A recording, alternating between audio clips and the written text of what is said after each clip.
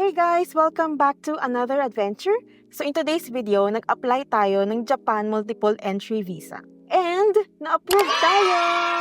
I-share ko sa inyo kung ano yung requirements na pinasa ko and some tips para malaki yung chance ninyong ma-approve sa Multiple Entry Visa. So if you're interested, just keep on watching. Ang Japan Embassy, hindi sila tumatanggap ng direct application. So, kailangan nyo munang dumaan sa travel agency na accredited nila. Kaya ako, nag-apply ako sa Attic Tours. Pwede din naman kayo sa Relic and sa ibang travel agency. It's up to you kung ano yung pinakamalapit sa inyo. Bali, pangalawang beses ko na itong mag-apply.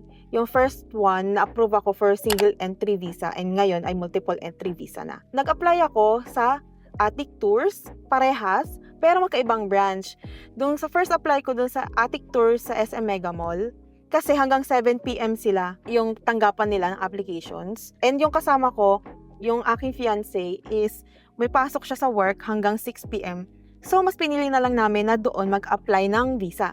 Ngayon naman is, ako lang naman yung mag-a-apply ng multiple entry visa. So, doon ako sa pinakamalapit sa Batangas, which is yung Attic Tours sa SM Mega Mall.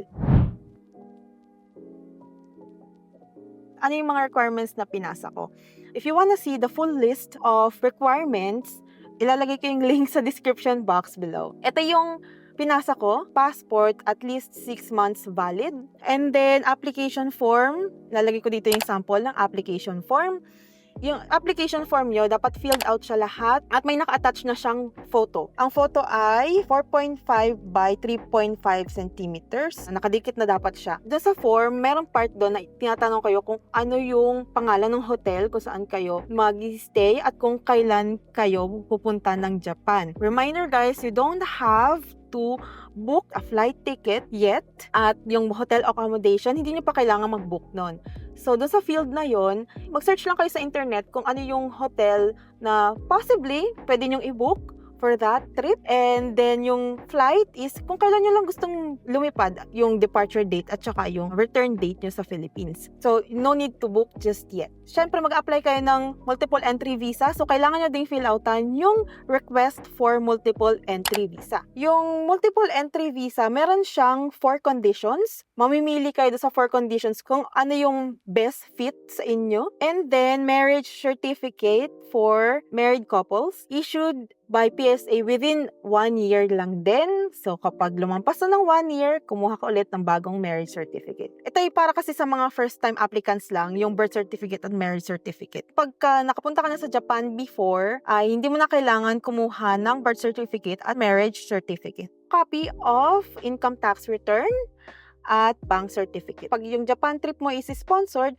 kailangan mo mag-secure ng letter of guarantee. So, dahil wala na akong sponsor, hindi na ako nag-provide nun. So, yun yung requirements na pinasa ko.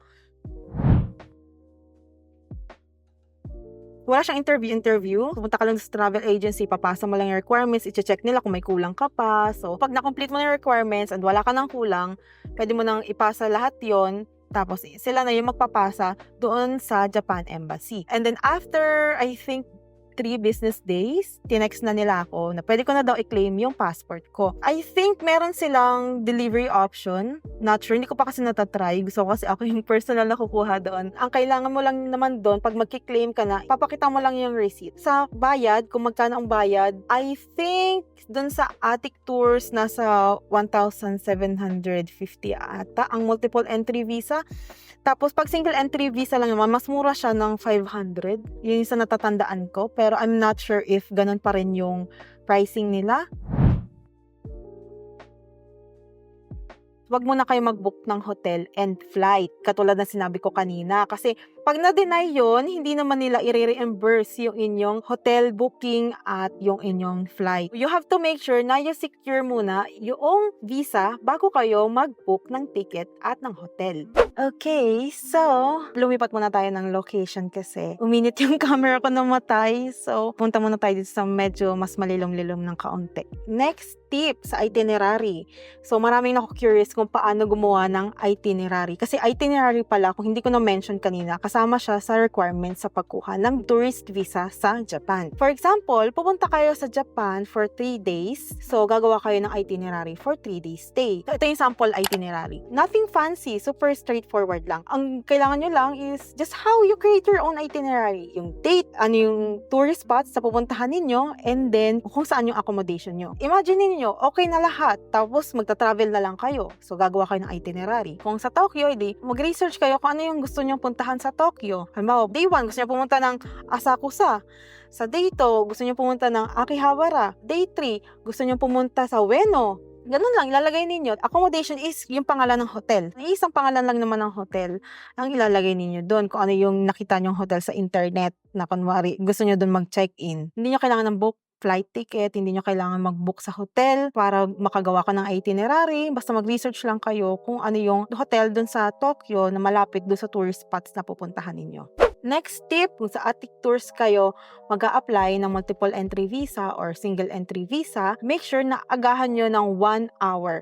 Kasi naranasan namin na as in 1 hour before ng kanilang closing, hindi na sila nag-accept ng applications. Kung doon nyo plan mag-apply ng multiple entry visa or na kahit anong visa sa Japan, just make sure na pumunta kayo doon at least 1 hour before ng closing time. Syempre mas maaga, mas maganda. Pero kung mahuhuli kayo, dapat at least 1 hour before closing time. Next one is cover letter. Actually, gumawa ako ng cover letter para sa multiple entry visa. Na-research ko na iba, nagpapasa sila ng cover letter pag mag-apply ng multiple entry visa. So, gumawa ako nun, hindi nila in-accept. Nung una, gumawa ako nun, in-accept naman siya ng Atik Tours sa Mega Mall. Pero itong pangalawang apply ko na ng multiple entry visa, hindi nila in-accept, binalik nila sa akin. Kung gusto nyo makasigurado, pwede kayong gumawa ng cover letter. Kung ibalik, edi, okay, ibalik. Pero kung gagawa kayo ng cover letter sa application nyo for multiple entry visa, ilalagay nyo lang naman doon kung bakit gusto nyo mag-apply ng multiple entry visa. For example, gusto nyo maranasan lahat ng season sa Japan or lahat ng occasions, o gusto nyo i-celebrate yun sa Japan, things like that. So, yun lang naman, i-explain nyo lang naman kung bakit gusto nyo kumuha ng multiple entry visa.